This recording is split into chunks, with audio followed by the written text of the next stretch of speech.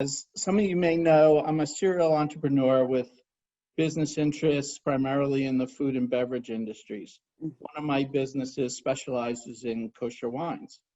So after I speak a little bit about kosher wine, I'm going to introduce one of the owners of the Camel and currently the manager of kitchen operations at Elwood Thompson's, Xavier Beverly.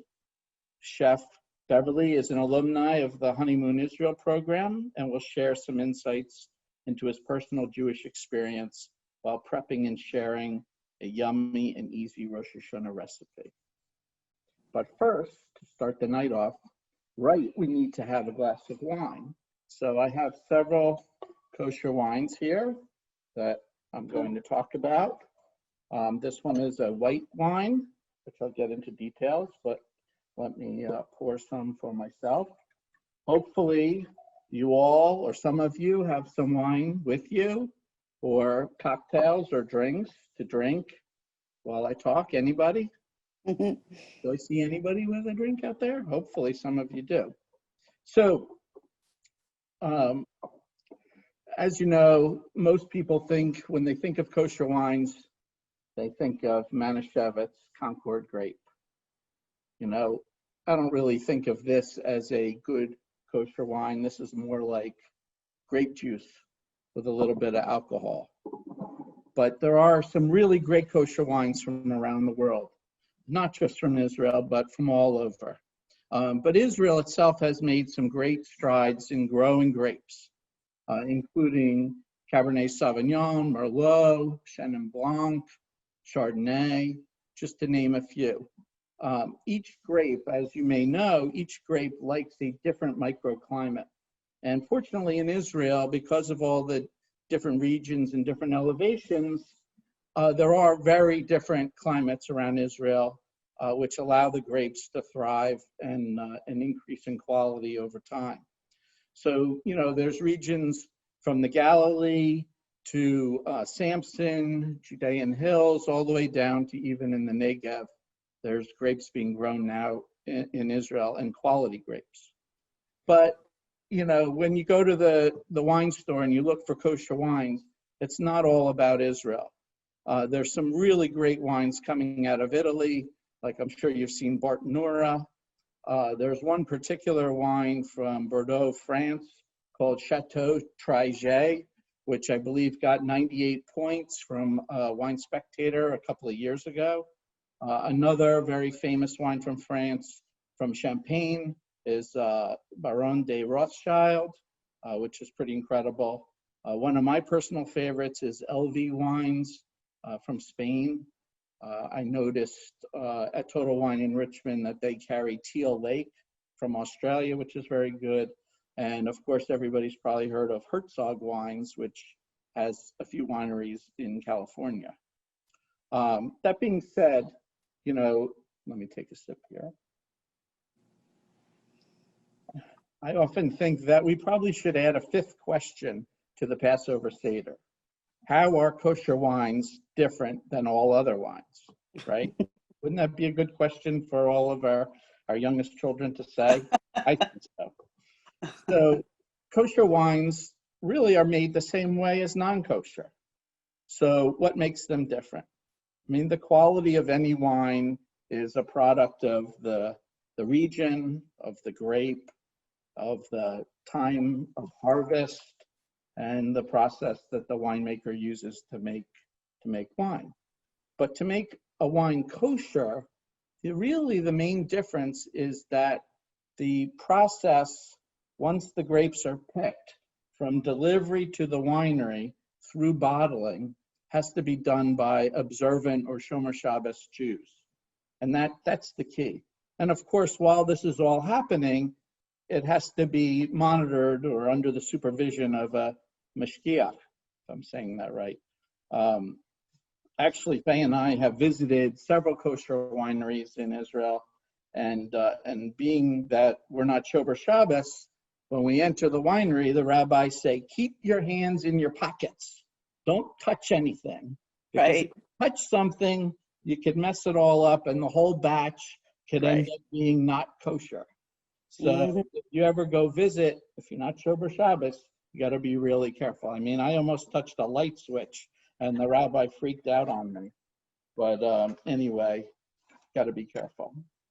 Some wineries, interestingly enough, actually go to a sort of extreme step and they harvest the grapes with Shomer Shabbos farm workers. So really tough to do because you need to find a pretty large group of observant Jews to pick the grapes.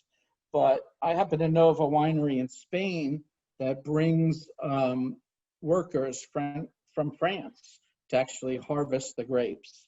And actually, they also then go to Italy and pick grapes there as well. So kind of interesting. I'm not sure that that's necessary. I don't believe they do that in Israel, but some wineries, they just feel it's a little bit extra touch to pick the grapes by Shomer Shabbos people. So another kosher rule that really makes kosher wine even more complicated is that for a wine to be served kosher, it's all well and good, it's bottled kosher. The bottle itself must be opened and poured by an observant Jew. So again, I'm not allowed, if I'm serving wine to an Orthodox community, to open wine and serve it.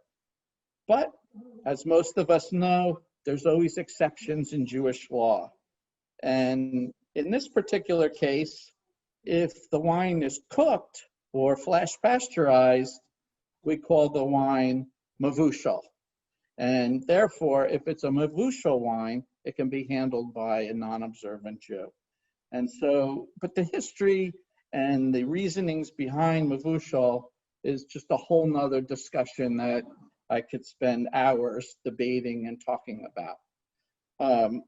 An interesting thing, though, is when I went shopping for wines in Richmond, and I bought all these wines at Total Wine in Richmond, 90% of them were mavushal, which I was, I don't know why it would be that way, because I would think that the majority of people in Richmond that are buying wine are not Orthodox, but I'm sure Total Wine knows more than me, and that's why they have the selection. But if you look carefully, you can figure it out. So anyway, you may be thinking, once you've boiled wine or flash pasteurized it, what does that do to the taste or the quality? Well, we're going to find out tonight. So just one of the other things is when in my wine business, whenever we present wine to an Orthodox community, which we do quite a bit, we show wines to many shuls up in New Jersey, Orthodox shuls and what have you. We have a simple workaround. We hire Shomer Shabbos people to serve the wine, to pour it and serve it. And as long as I don't touch it or my partner doesn't touch it, we're good. So anyway, enough said about wine. Let's put these technicalities behind us and let's get into some tasting. So people that know me know that I believe that good wine and good food always has a story. So if you find a wine, to me, besides the taste and the ambiance of drinking it, I find it very interesting to hear the story of the wine, the winemaker, the winery, where it comes from. So although my selection was limited, I tried to find wines that have a story. So as I always say, I have a story about everything. All you have to do is ask me and then I'll be happy to talk about anything. And I usually can relate. Anyway, so this first wine, as I said, is a white wine, and it's from Israel. Let's see, and it comes from the Samson region. Let's see if you can see it. And I'm not sure I'm pronouncing it right, but it's Apollonia. What? Apollonia Saint-Tropez. Oh, there you go. You got it. And it's made by the Tulip Winery. Okay. And Tulip is kind of an interesting winery because it's just west of the Judean Hills region. And, as you would imagine, the climate is Mediterranean, warm summers, very cool winters. This particular region was made famous because in 1882, Baron Edmund de Rothschild started the Carmel winery there. So it's been known for a long time. And by the way, I have my little wine bag, which actually came from Carmel Winery in Israel when Faye and I were there, and I use it every day to pull my wines. So anyway, tulip wines are made by Roy Itzkaki. He employs, this is really interesting, he employs about 200 local adults who have developmental and emotional disabilities. Interesting story. He teaches them the wine trade and tries to integrate them into mainstream society. So this wine I'm going to taste, so virtually taste with me. I shake my glass around a little bit. I check the nose. The nose is a little musty, and I smell a hint of butter, which means it's gone through a malolactic second fermentation process. But it's very good, fruity, smooth. I don't know what grapes are in this blend because they don't advertise it, but I taste Chardonnay, pleasant acidity, and a long finish. And this is about $30 a bottle at Total Wine. And I'm not advertising Total Wine, believe me, but that's what we're stuck with for Richmond. Okay, next, moving right along. This is a red blend, if you can see this. Sagot Edom, okay? And this is from an area around Jerusalem where the mountains are low.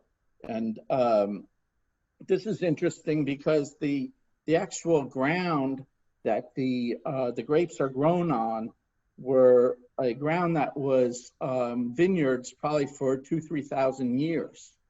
Very interesting. So when they were building this vineyard for Tzagot, they're digging and they found an ancient gold coin from the Hasmonean dynasty period from 66 to 73 CE. And they have the gold coin right there, an image of it. And when they read the gold coin, it actually says, "For freedom of Zion." And there's a vine leaf on front, and in the back there's an amphora, which is an ancient container used for storing wine. So these winemakers, Yaakov Berg and Joshua Hexter, they saw this coin, and this was a great thing that connected them to the earth and the roots, and that was sort of their inspiration to make wine. And they felt that the vineyards that were there thousands of years ago were probably the vineyards that were used to produce the wine for the temple in Jerusalem and probably the emperors of Rome. So they feel honored to continue that sort of tradition of wine production. So this wine is a well-rounded Bordeaux type blend, which is Cabernet, Merlot, Petit Verdot, and I think some Cabernet Franc in here. Anyway, I'm going to pour it. And this particular bottle is very interesting because, as I said, I was searching Total Wine for a non-Mavushal wine. And believe it or not, when I opened the bottle tonight, I discovered it says right here in a little letter, M series. And I Googled it, and this is a Mavushal wine. Oh, so I thought I was going to be very disappointed because this wine is very highly rated. And I was thinking, if they cook the wine, it's not going to be any good. But I tasted it before, and I'm going to taste it now. And it has a very complex oaky note. And it's fairly complex, a lot of tannins, some notes of blackberry, dark grapes, dark fruit. So I bet you the wine without being cooked is probably better, but this is a very good wine. It's aged for 14 months in French and American oak. The other interesting thing is all the grapes are manually harvested. No machinery is used to pick these grapes. So all done by hand. And then they inspect the grapes, and only the best grapes from that winery go into that particular wine. So this wine, again, this sells for about $35 a bottle, which is pretty good. Okay, let's see. Are we running on time? Yes. One more wine. This is, most of you probably heard of Binyamina. This is a Binyamina Cabernet Sauvignon Merlot blend. This was a winery that was founded in 1952 by a family named Zeltzer. They came from Hungary to make wine in Israel. And they actually put their winery in what was a former perfume factory that was founded by Baron Benjamin Rothschild in 1925. Back when they started, they made fruity wines and fruit sort of forward liqueurs. And it was really because they were limited as to what grapes they could grow and what grapes they could use by Israeli law, until they actually got hold of David Ben-Gurion, and he allowed them, or changed the law to allow them to use their own grapes as they saw fit. And so they started making higher quality wines. And one of the wines that they came out with way back when was a wine called Hard Nut. And that was after David Ben-Gurion, who was known as a very hard nut to crack. So kind of cool. The winery now has changed hands. It's owned by the supermarket chain in Israel called, Hatzi Hinam. Hatzi Hinam, I think, is the supermarket. And their philosophy is good wine begins in the vineyard. And this is called a Yogev blend, which means tiller of the soil. This is their best line of wines. So they select their best winemakers. They select their best grapes grown all over Israel. And it goes into the Yogev series of wines. And so, this is the top of their line. And this wine, I'll taste.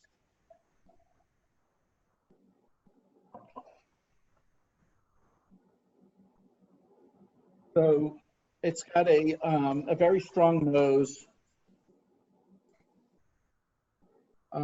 some unusual hints of currants, I would say, strong red fruit, but a very richly heavy bodied wine, lots of legs, if you can see the glass a little bit. And this wine, interesting, only sells for $13 to $16.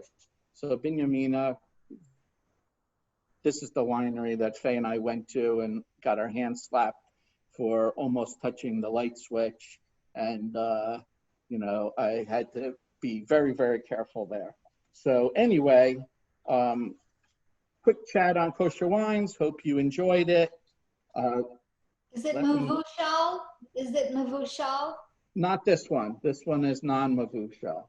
Right. It was only the Sagot Idam that was Mavushal.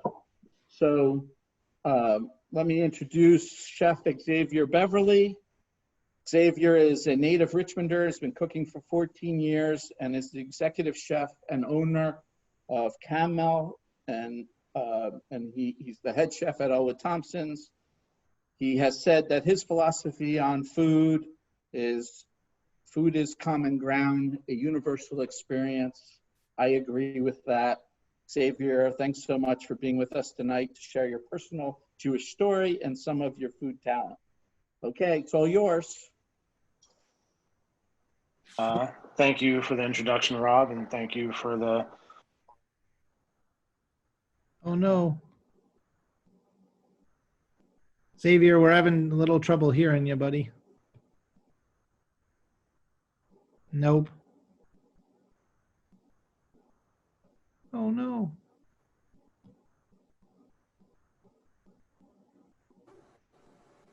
Can you guys hear me? Yeah. That's better. All right. Okay, let me turn this up a little bit. Okay, so again, thanks, Rob, for the awesome introduction. I appreciate it. And thank you to the Federation, and thank you to all of you guys for joining tonight. I'm going to share a little bit of my experience about Honeymoon Israel, and I don't know how to really describe it, and except for saying that it was the most amazing. Me and my wife, Rachel, went to Israel about, I want to say 2 years ago now. Yeah, about 2 years, a year and a half, 2 years ago. I can't remember. Time flies. But over in Israel, every day was a new experience. And me being a chef, I loved all the food that we got to eat. I ate a lot of food. I saw a lot of great food, and I learned a lot about different aspects of my personal beliefs in Judaism and who I am as a Jewish man and who me and my wife want to be as Jews and how we want to raise our family.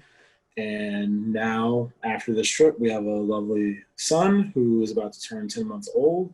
And I hope one day that he can share that same experience of going to Israel and seeing all the wonders of it. And yeah, I've never done this before, so bear with me, but this is my first time doing like a cooking demonstration. And with Rosh Hashanah coming up, I thought I would share this quick and easy recipe that can help you get rid of some of the apples and honey that you guys will be using for the holidays. So I'll start with basically a story. I'm trying to show some photos. I don't think it's letting me.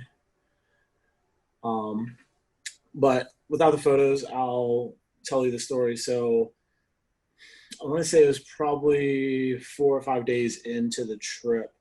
We went to Xavier, now you should be able to share. Sorry about that. Okay, no worries. Let's see. Photos. Share. This. So this guy's name is Yuri. He is a Special Forces member in Israel. He couldn't be too clear about his job, but I know that he walked around with a very big gun, but he was a really nice guy and I'm really happy. And he took us on a tour of the border of Syria and Israel. And as we're driving through this kibbutz and there's an orchard there and we see all the apples and it's amazing. It's just like this field of just beautiful looking apples. So he pulls over to the side of the road and just grabs these apples. He's like, you guys should have these. They're great. So we're literally sitting on the border of like Israel and Syria at this apple orchard eating apples. And it's the most surreal experience of my life because I never thought in my lifetime I would be in this place with the person I love and with so many people who are now really good friends of mine. But as we're going through, we're eating apples, and he's a Manchester United fan. I'm a Chelsea fan, but we're good friends. I left with a lot of apples. That's my wonderful wife, Rachel, eating some of the apples, and they were great. And that is my good friend, Lucas and Laura. And if you can see, she's holding up the GPS, showing that we're really on the border of Syria and Israel. And we drank tea and ate apples, and it was a great day. And that was the bountiful load of apples that we got. So with that being said, I was inspired by this story and the apples that we ate to make this quick dish. So what we have here, let me see if I can turn off something. Let's see, virtual background, none. There we go. So today I'm gonna make for you is apple and honey jars. They're really simple, they're really easy. So all you're gonna need is a little mason jar, chia seeds, honey, an apple. These apples that I have here are cut up and diced. You can dice them however you want, but they're sitting in a little bit of lemon juice. The lemon juice helps them from not oxidizing and browning as much. And then I have yogurt. I prefer vanilla yogurt. I think it gives a more of a flavor to this dish, but you can use any yogurt that you want. And then I have here soy milk. So what you want to start out with is your chia seed. The chia seed is going to be the thickening agent for this whole recipe. This is about 2 tablespoons of chia seed. You want to put that in there. And then you want to finish it off, or not finish it off, but you want to add your soy milk. And as your soy milk and the chia seeds are combined, you want to take spoon. Let's see in here. Give it a little stir. You're gonna want to wait a little bit because the chia seeds and the milk are actually going to start thickening. Chia seed is really great ingredient for thickening things, and chia seeds are very healthy for you. So now that that's together, usually you're going to wait, but we don't have the time because I only have a matter of minutes. So after this thickens, you're going to want to take your yogurt,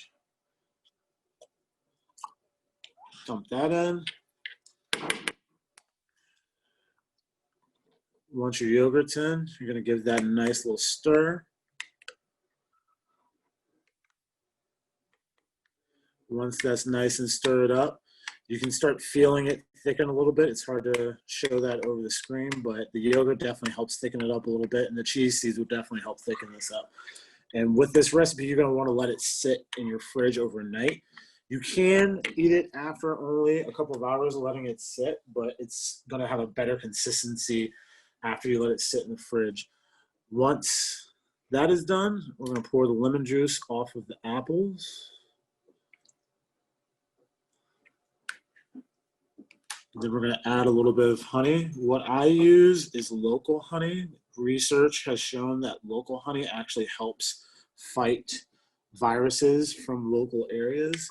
And where I work at Elwood Thompson's, we're really big on local ingredients. And this is a local honey from Glen Allen, Virginia, called Gunther's honey. And it's really good. It's not overly sweet, but it's really naturally sweet. Once we add a little bit of the honey in, you're going to take some of your apples. Make sure you get all that lemon juice on. You're going to stir that up just a little bit, and you can add a little bit more apple if you want. Put a little apple on top, and then I usually just top it with a little bit more honey.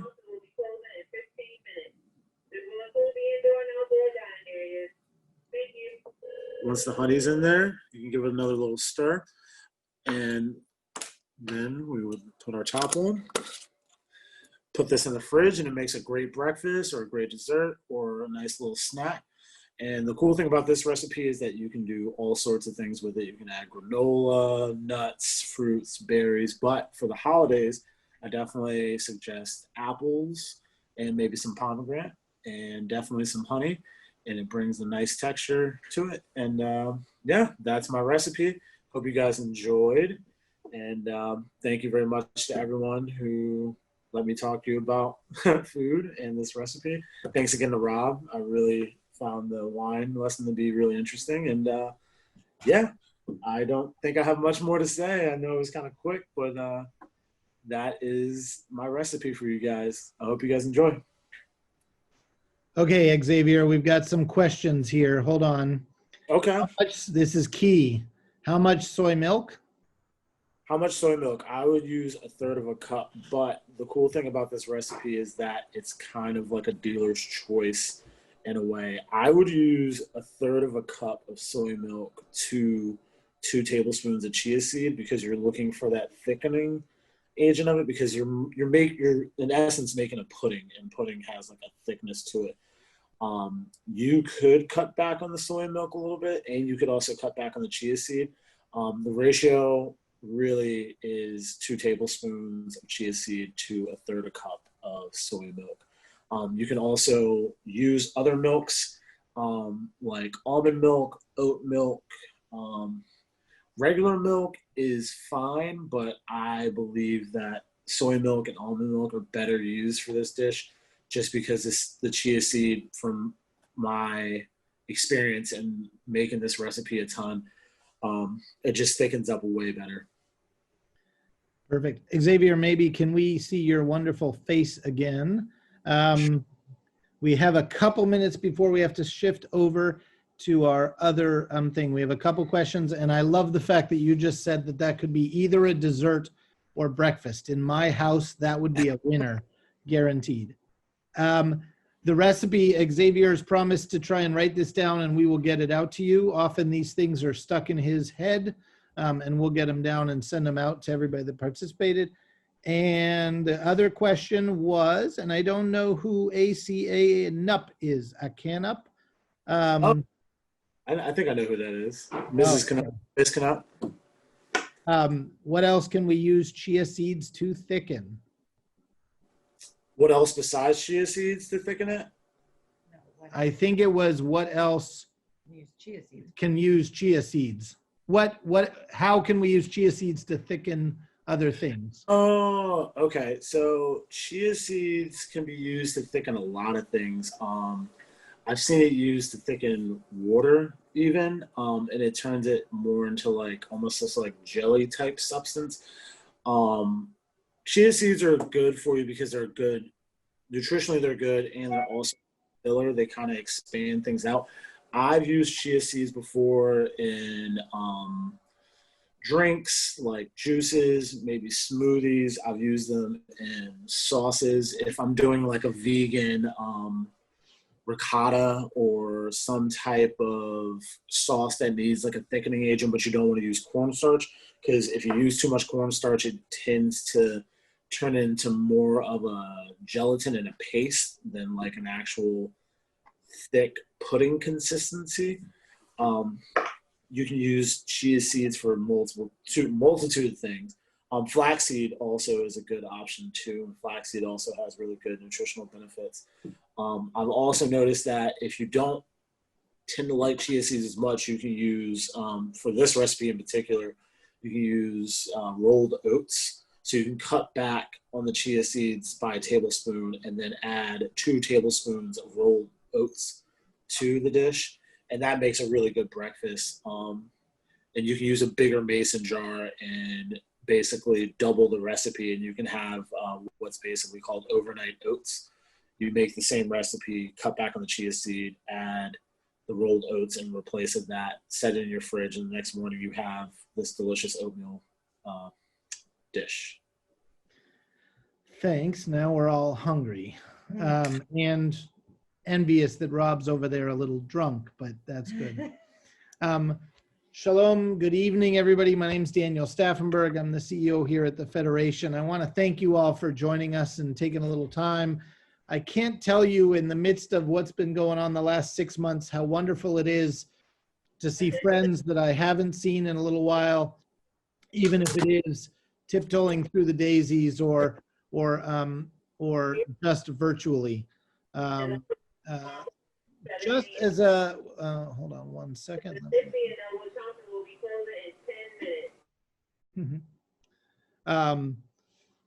First of all, Rob and Xavier, thank you both for spending time with us and sharing your wisdom. We look forward to getting you back here in Richmond and in person soon. Our Community Chronicles, which has taken the place of our grand event and much of our in-person programming, have been sponsored by some wonderful companies that are allowing us to do our work and really maximize the dollars that are going out into the community. Those sponsors are Dominion Energy, Fulton Bank, Davenport, Dominion Payroll, and Allianz. If you have an opportunity when we're able to travel some more, or you need payroll, or you need energy, or you need a good bank, make sure to reach out to those companies. For the last 6 months, the Federation has pivoted really quickly to COVID response in relation and in partnership with our agencies and many of you on this call. We have driven significant dollars out into our agencies, and we have begun to see a real growth in need on the individual level at the Jewish Care Line, run by our partners at JFS, and really a community partnership with the Richmond Jewish Foundation and all of our synagogues. It is the one-stop shop for anyone in need here in the community. And I would ask you that whether you need a little help, somebody to talk to, somebody to think through something, or financial or other need, that you call the line 804-525-8299. It is there to support members of the Jewish community that are in need. And if for some reason you have a friend or you hear of something, it is the place to send. You should have in the chat, and you should have also received an email just a few minutes ago with the link to the Michael Solomonoff event. We're going to shut this down in a second and ask you to click over there. As a reminder, there is a password. There's a Vimeo. You'll get on. It'll be a private room. The password is Zahav, capital Z-A-H-A-V, and it is case sensitive. You'll click over there and make sure that you can get on for the Michael Solomonoff event. What I'll say is that this is a special evening because 32 other federations like-sized with Richmond are joining together on this project. So there will be thousands and thousands of viewers as we all share the holiday together, or at least prep for the holiday together. If we can do anything for you at the Federation, we are here to support. And I want to thank you in advance as we get out and launch our campaign to all of you for stepping up and helping those in need. We have a special match going on from now until the end of December. Every additional dollar that we raise, if you made a gift of $100, $500, or $1,000 to the campaign last year, any increase you make on that gift will be matched as we try and drive more dollars into the community and support our agencies and partners. Thank you again for everything, and we will see you all on Vimeo at the with Time with Chef Solomonoff.